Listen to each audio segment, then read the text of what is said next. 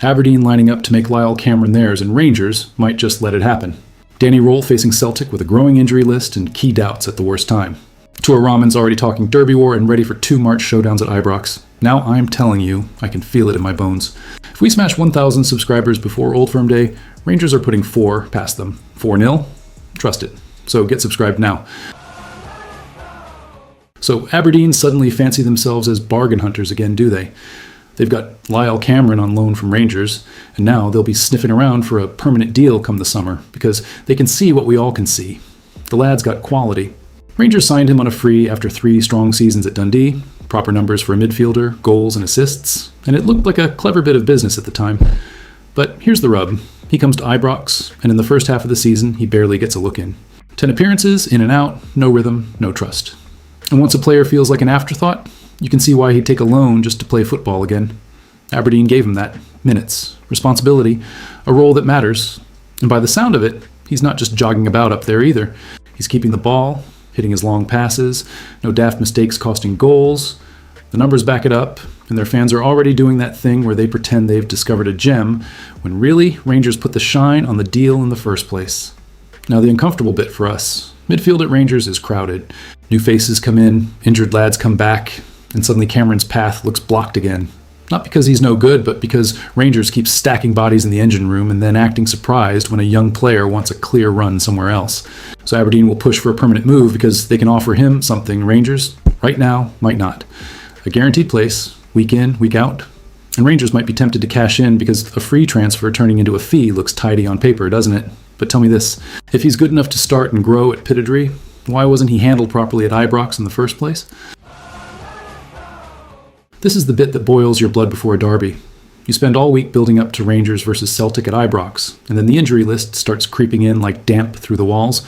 Danny Roll's talking about being without up to 4 players, and it's the usual Rangers story. Not just one we knock, but doubts in key areas, right, when you need bodies and bottle. Dujon Sterling is the main worry. Missed Livingston, and he's being labelled a big doubt again, and you know what that usually means in Scottish football speak. If they're calling it a small injury, it still somehow manages to keep you out of the biggest match of the season. Then there's Ryan Naderi. Roll basically said the lad couldn't train through the week, and if you can't train, you don't start. Simple as that.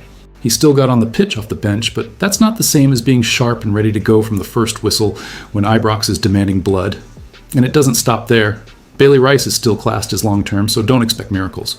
Derek Cornelius has apparently returned to training after surgery back in November, but come on. You're not throwing someone straight into a pressure cooker after months out, not unless you fancy rolling the dice with your season.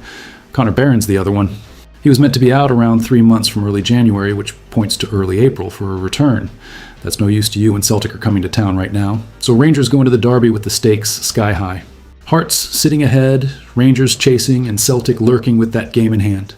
Nonsense hanging over everything. Rangers win this, and the table shifts, the pressure swings, and Ibrox becomes a weapon again. And the last time these two met, Rangers got it done. Shermidi with the brace, proper derby finishing, no messing about. But here we are again, looking at who might not make it instead of talking about who's going to bully them for 90 minutes. Why is it always Rangers having to climb the hill with a couple of boots missing when this fixture comes around?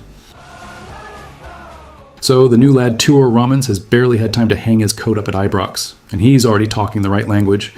2 games against Celtic in March, and he's buzzing for it. Good. That's what you want. Not some passenger needing a few months to settle, but a fullback looking at a derby and thinking, that's where I make my name. Rommens came in from KVC Westerlo in the winter window, 22 years old, and he's wasted no time once he finally got on the pitch. He had a wee ankle issue that held up his debut, but when he did play, he pops up in a 5-1 win over Kilmarnock and bags an assist straight away. 4 appearances, a couple of wins, a couple of draws, and you can see he's trying to get up to speed quick. That matters at Rangers. You don't get years, you get minutes. And here's the key bit. He basically admits Rangers were after him before. Talks last summer, then Rangers came back in November and December, and he says he couldn't turn it down. That's not just flattery, that's a player telling you he knows what this club is. He knows the jump from a wee Belgian side to Rangers is massive. Title chase, Europe, real expectation, real pressure, real noise. He's also had other clubs sniffing about by the sound of it, but he's chosen Ibrox, because if you're honest, there aren't many places like it. You either grow a spine here or you get chewed up. Now March. First, Celtic at Ibrox in the league. Then a week later, Scottish Cup quarterfinal at Ibrox again with Martin O'Neill back in town. 2 derbies in 8 days. Rommens is calling it fantastic, saying they're the biggest matches of his life so far, and that the league and cup are equally important to him. Right, son.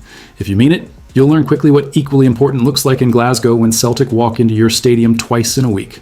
Are you ready to fight for every blade of grass, or are you just here for the noise? Now get yourself subscribed right here, and I want your opinion in the comments.